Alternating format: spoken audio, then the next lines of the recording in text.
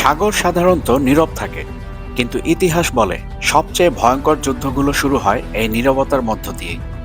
Atlantic মহাসাগরের বুক চিরে যখন এক রাশিয়ান পতাকাবাহী তেল ট্যাঙ্কারকে থামিয়ে দেওয়া হলো ৭ই জানুয়ারি ২০২৬, তখন তা শুধু একটি জাহাজ আটক ছিল না, এটি ছিল এক অদৃশ্য রেখা অতিক্রম করার মুহূর্ত। এমন এক রেখা যা পার হলে কূটনীতি থামে আর শুরু হয় শক্তির ভাষা। ভিডিওর মূল পর্ব শুরু করার পূর্বে আপনাদের কাছে অনুরোধ থাকবে আপনারা অবশ্যই আমাদের চ্যানেলটি সাবস্ক্রাইব করবেন এবং সেই সাথে সাথে অল বেল আইকন নোটিফিকেশনটি অন করবেন এবং আমাদের ভিডিও অবশ্যই লাইক ও শেয়ার করে আমাদের সাথেই থাকবেন। এই জাহাজটির নাম মারিনেরা, আগে যার নাম ছিল বেলা ওয়ান। আমেরিকার দাবি এটি নিষেধাজ্ঞা লঙ্ঘন করে তেল পরিবহনের সঙ্গে জড়িত।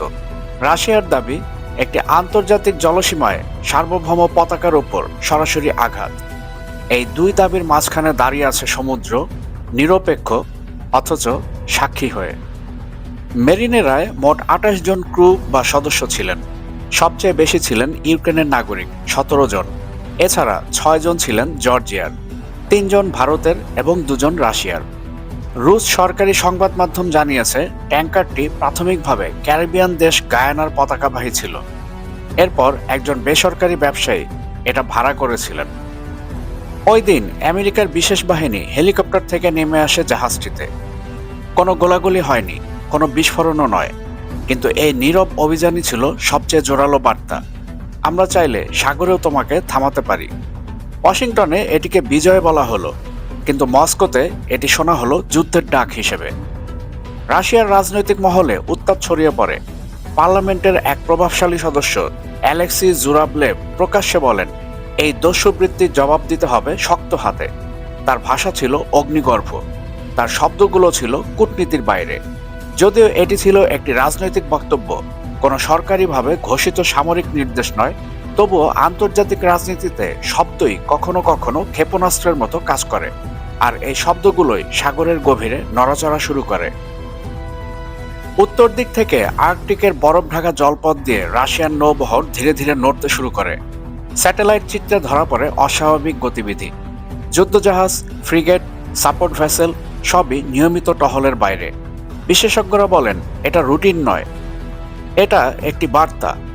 আর এই বার্তার সবচেয়ে ভয়ঙ্কর অংশ দৃশ্যমান ছিল না, কারণ রাশিয়ার শক্তি সবসময় লুকিয়ে থাকে পানির নিচে। বিশ্বের সবচেয়ে দীর্ঘ সাবমেরিনগুলোর একটি বেলগোরোদ, সরকারিভাবে যার নাম BS-329 বেলগোরোদ। এটি কোনো সাধারণ অ্যাটাক সাবমেরিন নয়, এটি তৈরি হয়েছে বিশেষ মিশনের জন্য, গভীর সমুদ্র, অদৃশ্য অভিযান এবং কৌশলগত প্রতিরোধ করার জন্য। পশ্চিমা বিশ্লেষকরা বহু আগে এর নাম দিয়েছেন ডুমসডে প্ল্যাটফর্ম, কারণ এই সাবমেরিনের সঙ্গে জড়িত আছে একটি নাম, পোসাইডন টর্পেডো। পোসাইডন কোনো সাধারণ টর্পেডো নয়, এটি একটি পারমাণবিক শক্তিচালিত মানববিহীন আন্ডার ওয়াটার ডিভাইস, যাকে বলা হয় স্ট্র্যাটেজিক ডিটারেন্স উইপন। বেলগোরোদ এর পেটের ভেতর লুকিয়ে রাখে ৬টি পোসাইডন টর্পেডো। এর ক্ষমতার কথা শুনলে সত্যি গায়ের লোম দাঁড়িয়ে যায়। সরকারিভাবে পোসাইডনকে বলা হয় একটি পারমাণবিক শক্তিচালিত মানববিহীন আন্ডার ওয়াটার সিস্টেম। সহজ ভাষায় এটি এমন এক টর্পেডো যা মানুষের নিয়ন্ত্রণ ছাড়াই হাজার হাজার কিলোমিটার সমুদ্রপথ পাড়ি দিতে পারে। বিশেষজ্ঞদের মতে পোসাইডনের সম্ভাব্য রেঞ্জ ১০,০০০ কিলোমিটারের উপরে। এটি পানির নিচে এমন গভীরতায় আর এমন গতিতে চলতে সক্ষম যেখানে প্রচলিত রাডার বা শনাক্তকরণ ব্যবস্থা কার্যত অকার্যকর হয়ে পড়ে। আর পোসাইডনকে ধরা হয় সেকেন্ড স্ট্রাইক উইপন হিসেবে, অর্থাৎ প্রথম আঘাতের পরও প্রতিশোধ নেওয়ার সক্ষমতা থাকে এই পোসাইডনের। সবচেয়ে ভয়ঙ্কর বিষয়টি হলো, যদি এই ডিভাইসটি কোনো উপকূলের কাছাকাছি বিস্ফোরিত হয়, তবে তাত্ত্বিকভাবে এটি ভয়াবহ সামুদ্রিক ধাক্কা বা সুনামি সদৃশ প্রভাব তৈরি করতে পারে। কিছু সামরিক বিশ্লেষকের মতে এমন বিস্ফোরণ উপকূলবর্তী অবকাঠামোকে সম্পূর্ণ ধ্বংস করে দিতে পারে, কারণ এটি ৫০০ ফুটেরও বেশি উচ্চতা সম্পন্ন সুনামি তৈরি করবে। আর শুধু সেই পানি আর ঢেউই নয়, সাথে থাকতে পারে তেজস্ক্রিয়তা। এর অর্থ ক্ষতিগ্রস্ত এলাকাগুলো দীর্ঘ সময়ের জন্য বসবাসের অনুপযোগী হয়ে পড়তে পারে। এই কারণে পোসাইডনকে অনেক বিশ্লেষক বলেন ডুমসডে ডেটারেন্স, অর্থাৎ কেয়ামতের অস্ত্র। গুরুত্বপূর্ণ বিষয় হলো রাশিয়া কখনো প্রকাশ্যে বলেনি যে তারা এই অস্ত্র ব্যবহার করবে, কিন্তু তারা এতটুকু স্পষ্ট করেছে এই অস্ত্রের অস্তিত্বই শত্রুকে থামিয়ে রাখার জন্য যথেষ্ট। এই মুহূর্তে আমেরিকা 2টি রাশিয়ান পতাকাবাহী জাহাজ আটক করেছে। প্রথম জাহাজের নাম মারিনেরা, যার পূর্ব নাম ছিল বেলা 1, আটক করা হয়েছে 7 জানুয়ারি 2026।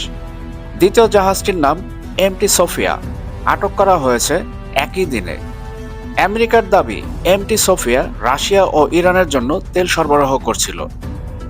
আমেরিকার এই বাড়াবাড়ির জবাবে রাশিয়া এমন অস্ত্রের কথা স্মরণ করিয়ে দিচ্ছে যা ব্যবহার না করেও ভয় দেখাতে পারে। পেন্টাগনে তাই এখন শুধু সামরিক প্রস্তুতি নয়, বরঞ্চ চলছে হিসাব।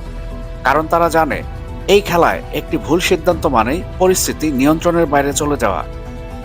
এদিকে ভেনিজুয়েলা এই সংঘাতের কেন্দ্রবিন্দু। ভেনিজুয়েলার তেল এখন কেবল জ্বালানি নয়, এটি ক্ষমতা, প্রভাব এবং আন্তর্জাতিক নিয়মকে চ্যালেঞ্জ করার প্রতীক হয়ে দাঁড়িয়েছে। রাশিয়ার পাশে দাঁড়িয়ে আছে চীন। চীনের বিনিয়োগ এবং ভেনিজুয়েলার তেল চুক্তি রাশিয়ার সঙ্গে মিলিত হয়ে তৈরি করছে শক্তিশালী জোট। রাশিয়া আর চীনের এই জোটের সাথে রয়েছে আরেক শক্তি ইরান। কারণ ইরানের তেল এবং কৌশলগত সহায়তা রাশিয়া ও চীনের অবস্থানকে আরও শক্তিশালী করছে। এই 3 দেশের সমন্বয় শুধু তেলের জন্য নয়, এটি একটি জোরালো বার্তা। আমেরিকার কোনো একক পদক্ষেপ এখন আর ফলপ্রসূ নয়। যুদ্ধ যদি শুরু হয় তবে এটি কেবল আমেরিকা বনাম রাশিয়া নয়, এটি হয়ে যাবে এক বহুপাক্ষিক সংঘাত যেখানে চীন ও ইরানও যুক্ত হবে। এই কারণে বর্তমানে ক্যারিবিয়ান সাগর এবং আটলান্টিক মহাসাগর কেবল জাহাজের রুট নয়, এটি এখন এক দাবার বোর্ড যেখানে প্রতিটি জাহাজ, প্রতিটি সাবমেরিন এবং প্রতিটি টর্পেডো এক একটি গুটি। পেন্টাগনে তখন অ্যালার্ম বাড়ে, সাবমেরিন হান্টার বিমান আকাশে, নৌবহর সতর্ক অবস্থানে। কিন্তু সমস্যা একটাই, যাকে খোঁজা হচ্ছে সে চায় না ধরা পড়তে। বেলগরদ যদি সত্যি সেখানে থাকে, তাকে খুঁজে পাওয়া মানে খড়ের গাদায় সুস খোঁজা। এই কারণেই পরিস্থিতি এখন খুবই ভয়ঙ্কর, কারণ এখানে ভুল বোঝাবুঝির জায়গা নেই। একটি ভুল সংকেত, একটি ভুল গণনা, একটি ভুল সিদ্ধান্ত, আর সেখান থেকেই ইতিহাস বদলে যেতে পারে। বিশ্লেষকরা বলছেন এটি তৃতীয় বিশ্বযুদ্ধের সংকেত হতে পারে। এটি সেই ধূসর অঞ্চল যেখানে শক্তিধর রাষ্ট্রগুলো চোখে চোখ রেখে দাঁড়িয়ে থাকে আর প্রশ্ন করে কে আগে চোখ সরাবে। আমেরিকা জানে সরাসরি সংঘর্ষ মানে ভয়াবহ পরিণতি। রাশিয়া জানে পিছু হটা মানে দুর্বলতার বার্তা।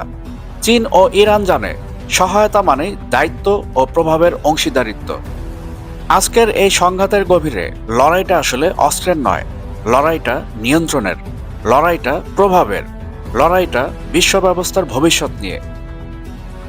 এক সময় এই উত্তেজনা কমতেও পারে, কূটনীতির দরজা খুলতে পারে, কিন্তু যে কথাটা আজ পরিষ্কার, সাগর আর শুধু বাণিজ্যের পথ নয়, সাগর এখন রাজনীতির সবচেয়ে বিপজ্জনক মঞ্চ।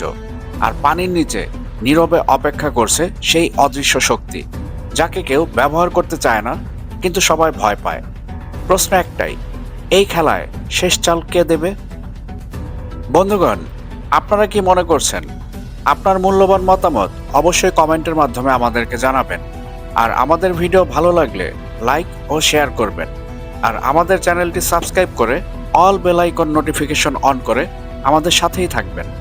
কথা হবে পরবর্তী ভিডিওতে। ততক্ষণ পর্যন্ত সবাই ভালো থাকবেন, সুস্থ থাকবেন, বাংলাদেশকে ভালোবাসবেন।